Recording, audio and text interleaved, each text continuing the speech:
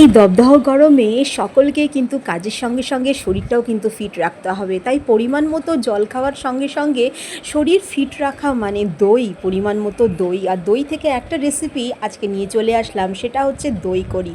বেসনটাকে আগেই আমি মিক্স করে নিয়েছি ভালোভাবে, এই ধরনের পেস্ট বানিয়ে নিতে হবে। দিয়ে দিয়েছি একটু সামান্য ঘি, একটু নুন, হলুদ, তার মধ্যে সামান্য পরিমাণ একটু চিনি, একটু হিং, ব্যাস এই সমস্ত জিনিসটা দিয়ে তারপরে কিন্তু দারুণভাবে ফাটাতে হবে। আর গরম তেলের মধ্যে এরকম সুন্দর করে ছোটো ছোটো ছোটো ছোটো বড়া তৈরি করে নিতে হবে। হ্যাঁ, যে লঙ্কা খেতে ভালোবাসেন তাহলে অবশ্যই একটু গোলমরিচের গুঁড়ো এই পেস্টের মধ্যে দিয়ে দেওয়াই যেতে পারে। অবশ্যই তেলটাকে আগে গরম করে নিতে হবে, তারপরে গ্যাসের আঁচ কমিয়ে মানে মিডিয়াম ফ্লেমে রেখে তারপরে আমি আস্তে আস্তে ধীরে ধীরে এই বড়াগুলো কিন্তু তেলের মধ্যে একদম একটা একটা করে ছড়িয়ে দেব। তো ভাজা ভাজা হয়ে যাওয়ার পরে মোটামুটি নাড়িয়ে চাড়িয়ে এপিঠ ওপিঠ উল্টে ভালো করেই ভেজে নিতে হবে।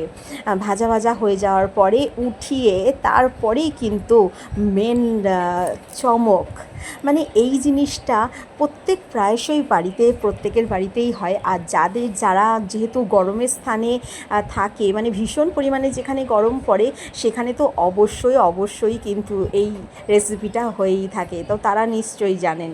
এই যে আমি টক দই নিয়ে নিয়েছি, এটা কিন্তু আমি ঘরে পেতেছি, মানে ঘরে তৈরি করা দইটাকে আগেই একটু ফেটিয়ে নিয়েছিলাম, তারপরে তার মধ্যে যোগ করেছিলাম একটু 1 পিঞ্চ মতো একটু হলুদ আর একটু নুন।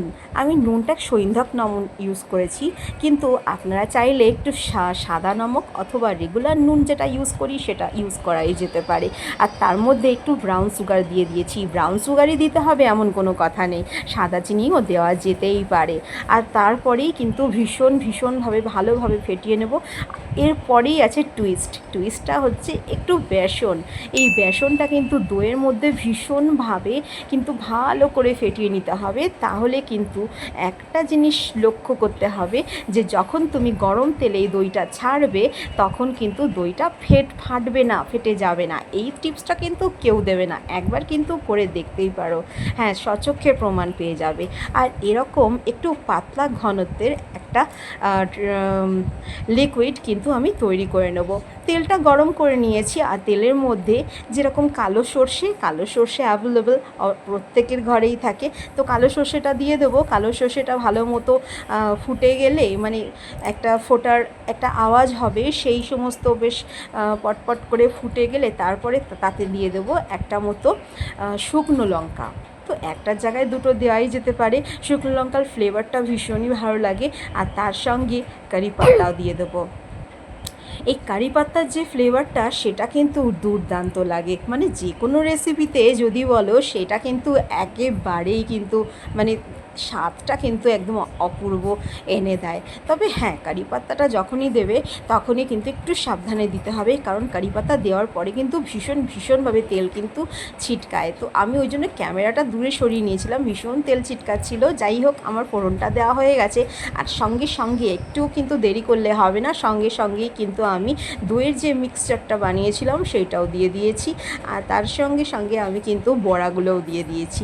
জাস্ট এবারে জাল করে নেওয়া, এবার ফোটা পর্যন্ত শেষ অপেক্ষাটা আমাকে করতে হবে। আর শেষমেশ একটু নুনটা কম লাগছিল, তাই আমি আবারও একটু নুন এতে দিয়ে দিয়েছিলাম, যাতে স্বাদ মতো সবটাই ঠিকঠাক হয়। জানি না কেমন হয়েছে, তবে খেতে ভালোই হয়েছিল। গরমের দিনে একটা দুর্দান্ত কম্বিনেশন, সকলেই বানিয়ে খেতে পারেন। ভিডিওটা কেমন হয়েছে অবশ্যই ভালো লাগলে একটা লাইক, শেয়ার, কমেন্ট করে পাশে থাকবেন। যারা সাবস্ক্রাইব করেনি অবশ্যই কিন্তু সাবস্ক্রাইব করে দেবেন।